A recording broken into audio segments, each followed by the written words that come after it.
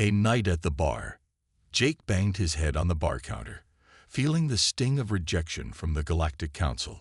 His outdated weaponry had been deemed primitive, and he was dismissed from a promising mercenary job.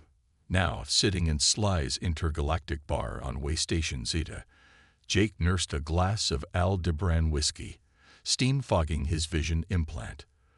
The bar was a cacophony of alien languages, blending into a muffled hum.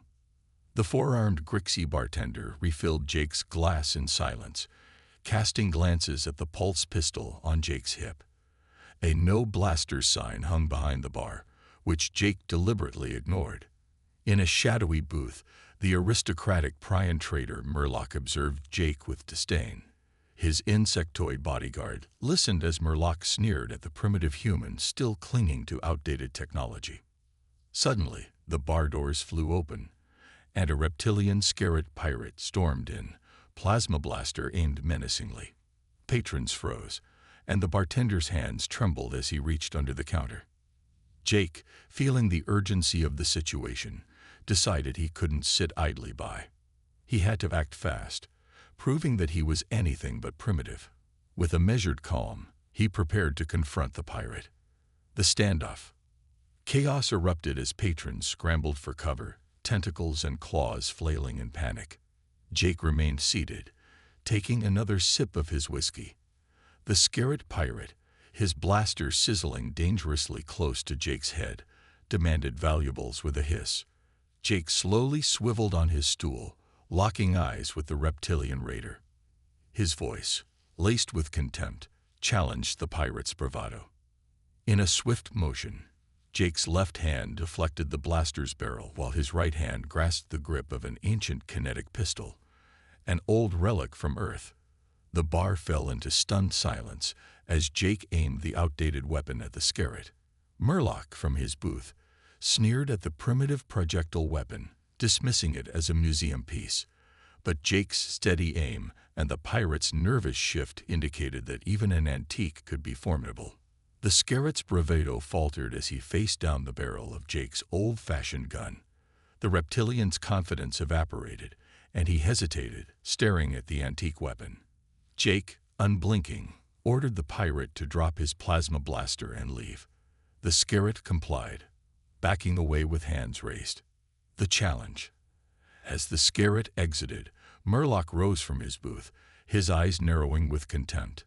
He mocked Jake's use of an outdated weapon, questioning its effectiveness against modern armor. Jake, unfazed, slid his gun back into its holster with a smirk and turned to face the Prion. Murloc, with a hint of challenge in his voice, presented a small disc, a portable shield generator capable of stopping plasma bolts. Murloc's bodyguard, a hulking Kellion, attached the shield generator to his armored chest. The blue energy field hummed and crackled, ready to defend against any attack. Jake accepted the challenge, drawing his kinetic pistol once more.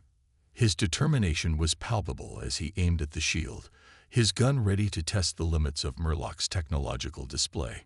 Jake fired rapidly, each shot causing the shield to ripple and flicker. Despite the shield's initial resistance, Jake's relentless assault caused it to falter. The barrier eventually shattered, and Jake's bullet struck the Kellion, causing him to collapse. The bar went silent as the patrons watched in awe, realizing the old weapon's surprising power. The fallout. Murloc's rage was palpable as he rushed to his fallen bodyguard. The Prion noble, his face contorted with fury, threatened Jake with vengeance. He activated a high-tech comm device, promising a bounty on Jake's head. Jake, unfazed, picked up the discarded plasma blaster and leveled it at Murloc, warning him to stay away. Murloc, realizing the severity of the situation, hesitated. The sounds of approaching station security grew louder, and the bar's atmosphere shifted from tense to chaotic.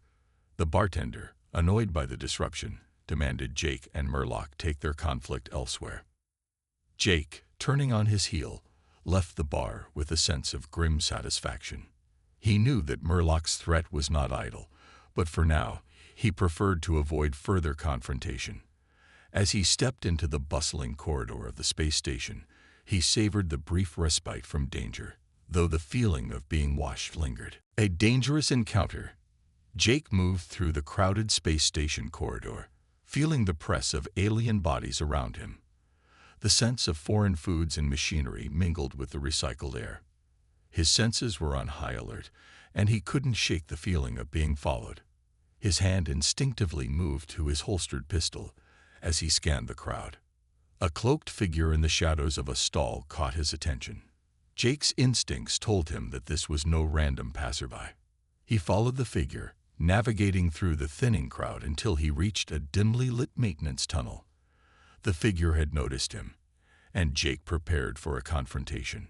The cloaked figure entered the tunnel, and Jake stepped out from his hiding spot, aiming his gun at the figure's hooded face. The figure, a scarret, was startled, realizing its mistake in underestimating Jake. The scarret hesitated, raising its claws in surrender. Jake demanded answers, his voice cold and unwavering. Unveiling the syndicate.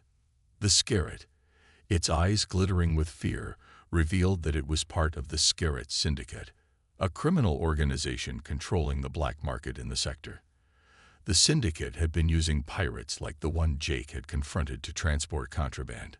The scarret admitted that the pirate had been skimming off the top and was now marked for elimination.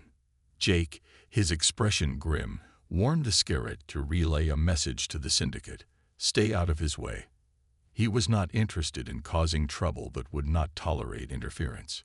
The scarret, realizing the severity of Jake's threat, backed away, promising retribution. As the scarret disappeared into the shadows, Jake knew he had made a powerful enemy. But for now, he had bought himself some breathing room.